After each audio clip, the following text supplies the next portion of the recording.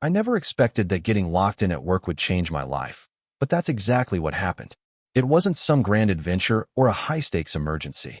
It was just a quiet, empty building, a faulty magnetic lock, and a night security guard who I was pretty sure didn't even know my name. But sometimes the biggest changes don't announce themselves with a bang. They arrive quietly, on a Tuesday night, in the sterile silence of a corporate archive, and they look a lot like a man you've been secretly watching for months. Let me take you back. My name is Miles. At the time, I was a 26-year-old digital archivist for a large, slightly old-fashioned pharmaceutical company. My job was to live in the past, scanning and cataloging decades of research documents, clinical trial photos, and forgotten corporate correspondence. It was solitary work, conducted in a climate-controlled basement vault that smelled faintly of aging paper and ozone from the industrial scanners. I didn't mind the solitude. In fact, I preferred it. My life was a comfortable loop of routine: work, gym, dinner for one, repeat. It was safe, predictable, and profoundly lonely, though I wouldn't have admitted that at the time. The building itself was a character in my story. A sprawling, modernist campus built in the late 70s, it was a maze of beige corridors, glass-walled atriums, and silent laboratories. By 6 in the evening, it was a ghost town. By 9, it was my private kingdom. I often worked late, chasing deadlines or simply enjoying the profound stillness of the place after the daytime bustle had faded. It was in these late hours that I first became aware of him. Julian was one of a handful of night security guards, but he was the one whose patrol route intersected with my subterranean world. He was a stark contrast to the bland corporate environment. While the building was all straight lines and muted colors, he was all powerful curves and quiet intensity. He was tall, with broad shoulders that strained the fabric of his dark blue uniform, and he moved with a kind of deliberate grace that was almost unnerving. He had dark, thick hair that was always perfectly styled, and a jawline that looked like it had been carved from granite. For the first few months, our interactions were limited to the silent language of strangers sharing a space. He would appear at the far end of the long archive hallway, a solid silhouette against the dim lighting. He would pause, his gaze sweeping the room, his presence a quiet announcement that he was on duty. I would feel his eyes on me for a moment, a brief, professional assessment. I would give a small, almost imperceptible nod, and he would return it before continuing his silent patrol, his soft-soled boots making no sound on the polished linoleum. To me, he was an enigma. He seemed completely self-contained, a man who existed only within the confines of these nocturnal hours. In my head, I built a whole life for him. I imagined he was ex-military, that his stoic silence was a product of intense training and seeing things I couldn't comprehend. I pictured him going home to a wife, maybe a kid or two, living a life of suburban normalcy that was a world away from my own quiet, urban existence. He felt profoundly, unequivocally straight. It was a safe assumption, the kind you make to protect yourself from wanting something you are sure you can never have. This silent observation became a fixed point in my nightly routine. The anticipation of his arrival was a small, secret thrill. I'd find myself glancing at the clock around 10:30, my heart giving a little flutter when I heard the distant electronic beep of his key card at the zone checkpoint. I analyzed every brief glance, every subtle shift in his posture. Did that nod seem less formal tonight? Was that a flicker of something other than professional duty in his eyes? It was a pathetic little game, I know, but it was my game, played in the silent theater of my own mind. I was the sole audience member, and he was the unknowing star. I was content with this arrangement. It was safe. He was a fantasy, a figure in a uniform who passed through my life for 2 minutes every night. He was an object of quiet fascination, not a person who could ever reject me or complicate my carefully ordered world. I convinced myself that this was enough. I had my work, my routine, and this harmless, one-sided crush. I didn't need anything more.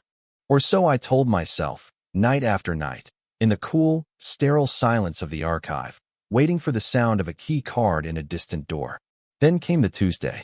It was late August, the air outside thick and heavy with the promise of a thunderstorm. I was deep in a project, digitizing a set of fragile glass plate negatives from the 1950s. The work required intense focus, and I lost all track of time. One of my colleagues had been working with me earlier, but had left hours ago. The door to the sub-archive, where the most sensitive materials were stored, was a heavy, fire-rated slab of metal with a new, temperamental electronic lock. My colleague had propped it open with a rubber wedge, a common practice we were definitely not supposed to engage in. I had just finished the last negative when a low rumble of thunder shook the building.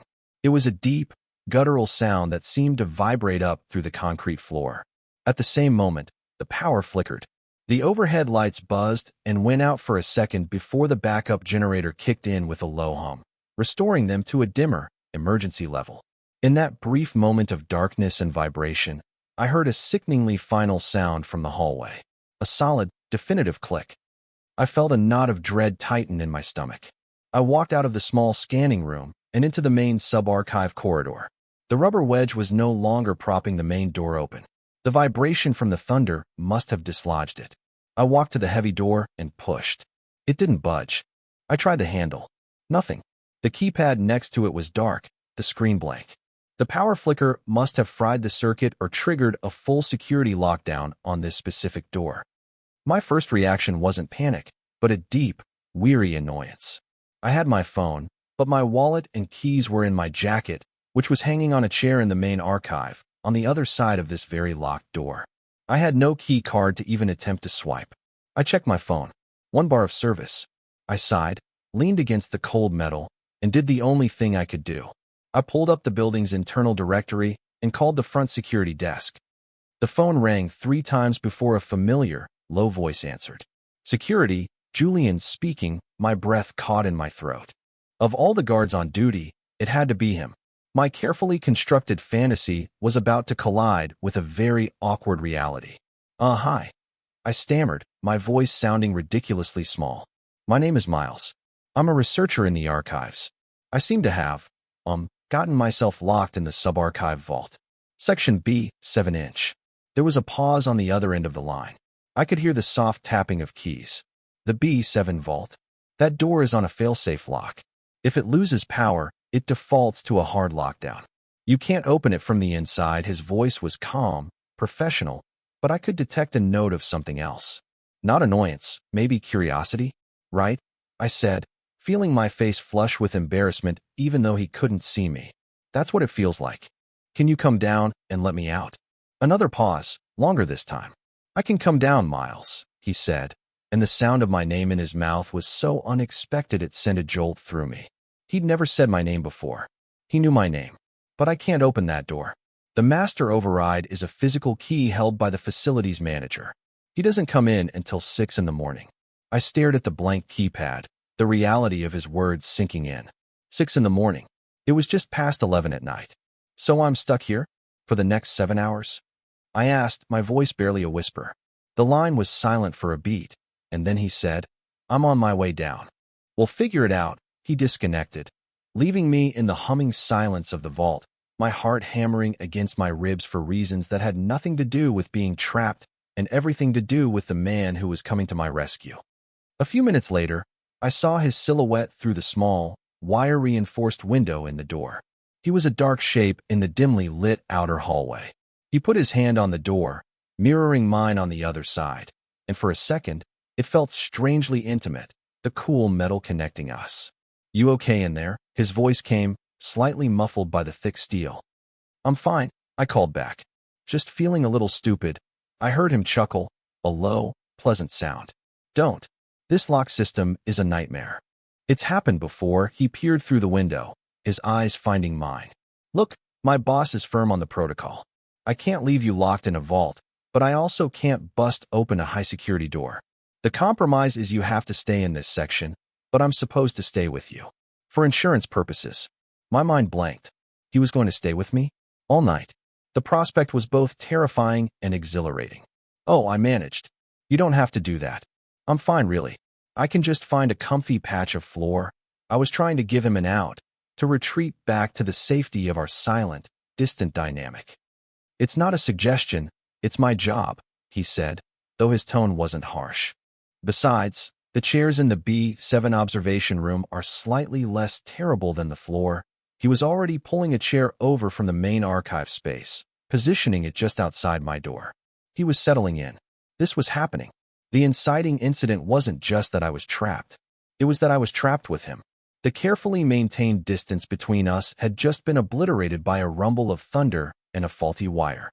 The next 7 hours stretched before me, a terrifying, hopeful expanse of unknown territory.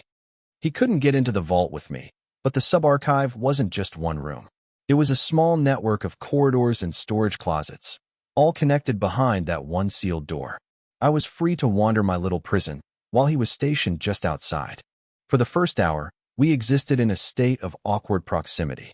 I retreated to a small, windowless office within the vault, pretending to sort through paperwork, while he sat outside, the very picture of professional stillness. The silence between us was thick with unspoken things.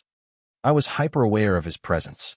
I could hear the faint rustle of his uniform when he shifted in his chair, the soft tap of his fingers on his phone. Every tiny sound was amplified in the quiet of the night. I found it impossible to concentrate. My mind was racing, replaying our brief phone call. He knew my name. How did he know my name? I had a name badge, of course, but he'd never been close enough to read it. Had he looked me up in the employee directory? The thought sent a fresh wave of heat through me. Finally, I couldn't stand the manufactured silence anymore. I walked back to the main door of the vault and stood by the little window. He looked up from his phone, his expression unreadable. "This is ridiculous," I said, trying for a light-hearted tone. "You sitting out there, me in here. We're like a sad zoo exhibit." A slow smile spread across his face, and it transformed him completely. The stoic, intimidating guard vanished, replaced by someone warmer, someone more approachable. "Yeah, well, you're the rare species here," he replied, his voice a low murmur. "The nocturnal archivist." Very elusive, I laughed, a real, genuine laugh. The tension that had been coiled in my chest began to unwind, just a little. "So," I ventured, leaning my shoulder against the cool steel of the door. "What does a security guard do to pass the time on a 7-hour stakeout?" He held up a thick paperback book. I read, "And I drink terrible coffee from the break room vending machine." He gestured with his head down the hall. "Want one? I can grab it for you. Can't pass it through the door, but you could drink it on your side. We could have a terrible coffee party." The offer was so simple, so normal, but it felt monumental. It was a bridge across the awkwardness. "I would love a terrible coffee," I said. He got up and disappeared down the corridor. While he was gone, I paced the length of the vault, my heart doing a nervous staccato beat. This was really happening. I was having a conversation with Julian. A real one. He returned a few minutes later with 2 steaming styrofoam cups. He passed one through the small mail slot in the door, a relic from the days of physical interoffice mail. Our fingers brushed as I took the cup, a fleeting contact that sent an electric shock straight up my arm. I pulled my hand back as if I'd been burned. I wasn't sure if he noticed. "So," he said, leaning against the wall on his side of the door. "Digital archivist. What does that actually involve?" Sounds impressive, and just like that, we started to talk. I told him about my work, about the delicate process of preserving history, about the strange stories I uncovered in the margins of old documents. I expected him to be bored, but he listened intently, asking smart, insightful questions. He wasn't just humoring me, he was genuinely interested. Then it was his turn. I asked him about his book, expecting some generic thriller. "It's a biography of Caravaggio," he said, showing me the cover. I must have looked surprised, because he chuckled. "What? A guy in a uniform can't appreciate Baroque painters?" "No, it's not that," I said quickly. "It's just unexpected," and then the walls really started to come down. He told me he was taking art history classes at the community college during the day. This job, this quiet night watchman persona, was just what he did to pay the bills. His dream was to be a museum curator. He spoke about art with a passion that was breathtaking. He talked about the use of light and shadow, about the raw, violent emotion in Caravaggio's work. The stoic guard was gone, replaced by an artist, a scholar, a man with a hidden, vibrant inner world. As he talked, I found myself watching the way his hands moved, the way his eyes lit up. This was the real Julian, not the fantasy I had created, but someone far more complex and interesting. The intimidating figure from my nightly observations was just a shell, a uniform he wore. Inside was this thoughtful, passionate, and slightly vulnerable person. My attraction, which had been a quiet, theoretical thing, flared into something real and urgent. We talked for hours, the coffee growing cold in our hands. We talked about art and books and movies and the strange feeling of being awake while the rest of the world slept. At one point, he told me a story about a prank the day shift guards had pulled, and his laughter echoed in the empty hallway. It was a wonderful sound. In that moment, sharing a laugh through a steel door, I felt more connected to him than I had to anyone in a very long time. Then came the small, significant moment. There was a lull in the conversation, a comfortable silence. "You know," he said softly, his voice dropping a little. "I see you working down here all the time. You're always so focused. I've always been curious about what you were doing." The admission hung in the air between us. He had noticed me too. It wasn't just me watching him. He had been watching me. The carefully balanced equation of my one-sided crush was suddenly, thrillingly, thrown into chaos. It was possible, just possible, that this was a two-way street. And that realization was the most terrifying and hopeful thing I had felt in years. The hours melted away. The conversation flowed from art history to bad television, from childhood memories to dreams for the future. We were no longer a guard and a trapped employee. We were just two people, sharing the strange intimacy of the deep night. The steel door between us began to feel less like a barrier and more like a strange, formal boundary for a conversation that was growing increasingly personal. At some point, Julian stood up and stretched, his broad back arching. "My patrol," he said, his voice a little rough. "I have to do a quick walk around of this floor. Protocol. I'll be back in 10-inch." He disappeared from the window, and the silence he left behind felt cavernous. I found myself missing his presence immediately, a feeling so sharp and unexpected it took my breath away. When he returned, his expression was different. He looked thoughtful, almost hesitant. He didn't sit back down in his chair. Instead, he stood at the door, fiddling with a ring of keys on his belt. "You know," he started, his voice low, "there's an old service access door at the back of this vault. For the ventilation systems." My heart skipped a beat. "It's not on the electronic system. It's an old-school tumbler lock." I stared at him, my mind racing. "Are you saying you can open it?" He gave a small, almost shy smile. "I'm saying it's technically against about a dozen regulations for me to do so. But I'm also saying it seems pretty stupid for you to be cooped up in there when there's a perfectly good, slightly less uncomfortable waiting area just outside." He jingled the keys.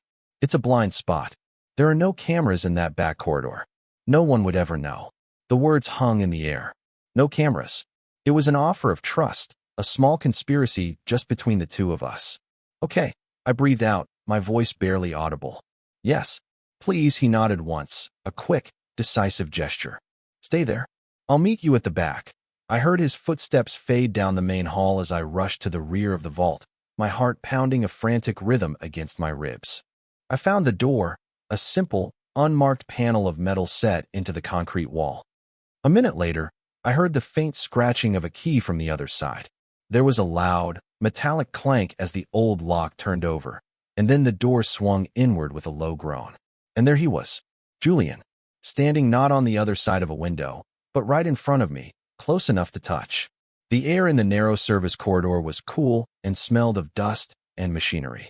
The only light came from the dim emergency lighting of the vault behind me, casting long shadows that seemed to pull us closer together. Being in the same physical space with him was overwhelming. He was taller than I had realized, more solid. I had to tilt my head back slightly to meet his eyes. We just stood there for a moment, in the charged silence of the unmonitored hallway, the reality of our sudden proximity settling around us. The air felt thick, heavy with unspoken questions. "There," he said, his voice a low rumble that vibrated through me. "Freedom. Sort of." "Thank you," I said, my voice sounding shaky. My eyes were fixed on his. I couldn't look away. I could see the flecks of gold in his brown eyes, the faint shadow of stubble on his jaw. This was real. He wasn't a fantasy anymore. He was a man standing less than a foot away from me, and he had just bent the rules for me. He didn't move back. If anything, he took a half-step closer. "It's quiet back here," he said, his gaze dropping to my lips for a fraction of a second before meeting my eyes again. The shift was so small, so quick, but I saw it, and it changed everything. The last bit of air left my lungs. The entire world seemed to shrink down to this narrow, dusty corridor and the space between our bodies. "Yeah," I whispered. Very quiet. I could feel the heat radiating from him, could smell the faint, clean scent of his laundry detergent mixed with something uniquely him. My mind was screaming at me, a frantic jumble of hope and fear. Was this happening? Was I reading this right? He must have seen the turmoil in my eyes. A flicker of something, nervousness, maybe, crossed his face. He wet his lips, a small, unconscious gesture. "Miles," he began, then stopped. He took a deep breath, as if steeling himself. And then he said the words that would be burned into my memory forever. "Security confirmed. There are absolutely no cameras here." And before I could process the implication, before I could even begin to form a response, he closed the small distance between us. His hand came up to cup the side of my neck, his thumb stroking gently against my skin. His touch was electric, decisive. He leaned in, and he kissed me. It wasn't a tentative, questioning kiss. It was a kiss of absolute certainty, as if he were trying to prove the truth of his statement. It was hungry and deep and filled with all the unspoken curiosity of the past few months. It was the taste of cheap coffee and the feeling of weeks of silent observation finally breaking, of a fantasy crashing into a breathtaking reality. My hands, acting on their own accord, came up to grip his uniform, pulling him closer. The rough fabric bunched in my fists as I kissed him back with a desperation that surprised me. In that camera-free corridor, under the dim emergency lights, I was no longer a cautious observer. I was an active participant in the most terrifying and wonderful moment of my life. The kiss was the turning point, the definitive end of the world I knew and the beginning of something entirely new and unknown. When the kiss broke, we were both breathless. We rested our foreheads against each other, the only sound in the corridor our ragged breathing. My mind was a blank slate, wiped clean by the sheer intensity of the last 30 seconds. I couldn't form a coherent thought. There was only the feeling of his hand still warm on my neck, the solid presence of his body against mine, and the lingering taste of him on my lips. He was the first to pull back, though only by an inch. His eyes, when they met mine, were dark and wide with a mixture of emotions I couldn't quite decipher. Fear, relief, exhilaration, maybe all of them at once. He started, his voice husky. "I'm sorry. I shouldn't have. He trailed off, looking utterly lost. He dropped his hand from my neck, and the absence of his touch was immediate and sharp. The spell was broken. Suddenly, the reality of what had just happened came flooding back in, and with it, a tidal wave of anxiety. What did this mean? He had initiated it, with a confidence that had swept me away, but now he looked as terrified as I felt. Had he made a mistake? Was he already regretting it? The fear of rejection, an old and familiar companion, coiled in my gut. "It's okay," I said, though my voice was barely a whisper. It was a weak, automatic response, the kind of thing you say when you don't know what else to say. "No, it's not," he said, taking a full step back, putting a chasm of cool air between us. He ran a hand through his perfect hair, messing it up for the first time all night. "This is unprofessional." I could lose my job. The word unprofessional landed like a punch. He was already framing it in the context of rules and consequences, pulling back into his role as the guard, the authority figure. My burgeoning hope began to wither. The rest of the night passed in a haze of excruciating, unspoken tension. He led me out of the service corridor and into the B7 observation room, which had a few worn armchairs and a table. He insisted I stay there, where it was more comfortable. He went back to his post outside the now pointless locked door, resuming his watch. We were physically closer than we had been at the start of the night, but emotionally, we were miles apart. The easy camaraderie we had built over hours of conversation had evaporated in a single, reckless moment. I didn't sleep. I sat in one of the lumpy armchairs, replaying the kiss over and over in my mind. I analyzed every single microsecond of it. The way he had looked at me just before. The firm but gentle pressure of his hand on my neck. The initial, shocking certainty of his mouth on mine. It had felt so real, so mutual. I had kissed him back with everything I had. There was no way he could have missed my response. So why the immediate retreat? Why the panic in his eyes? My mind spun, constructing elaborate scenarios. Maybe he was curious and had acted on a whim, only to be horrified by his own actions. Maybe he was in a relationship, and this was a terrible, guilt-ridden mistake. Or maybe, and this was the thought that hurt the most, he had felt my enthusiastic response, and it had scared him off. Maybe he wanted a hesitant experiment, not someone who was so clearly, desperately all in. I was spiraling, caught in a loop of hope and dread. 1 minute, I would cling to the memory of the kiss itself. The raw passion of it felt undeniably genuine. He had wanted it. I was sure of it. But the next minute, his panicked words would echo in my head. Unprofessional. I could lose my job. He was regretting it. He was creating distance. He was putting the walls back up, higher and thicker than before. The first gray light of dawn began to filter through the high, narrow windows of the main archive, visible from where I sat.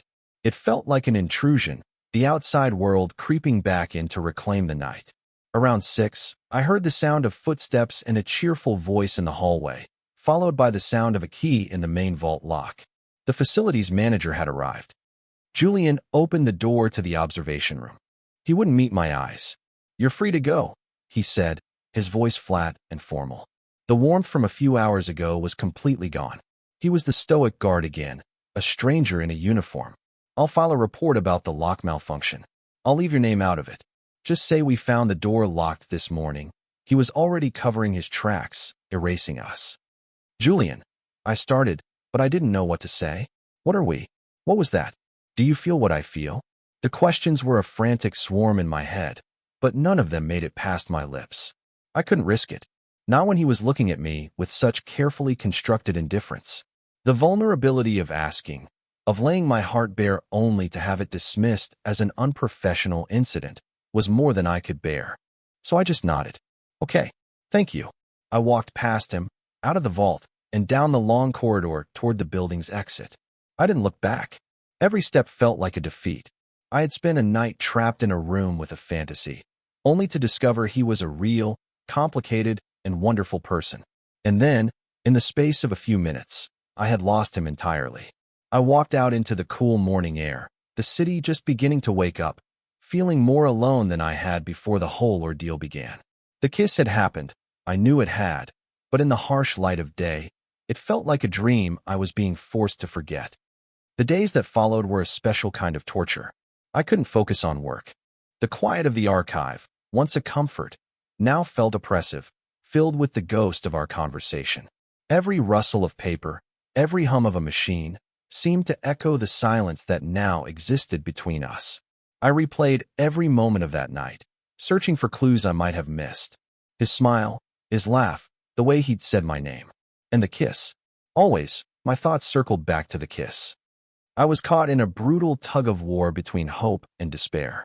The hope was fueled by the memory of his touch, the undeniable chemistry that had sparked between us. That couldn't have been my imagination. The despair was fed by his retreat, his formal tone, his refusal to meet my eyes. He was scared. He regretted it. It was a mistake. I swung between these two poles so violently it made me dizzy.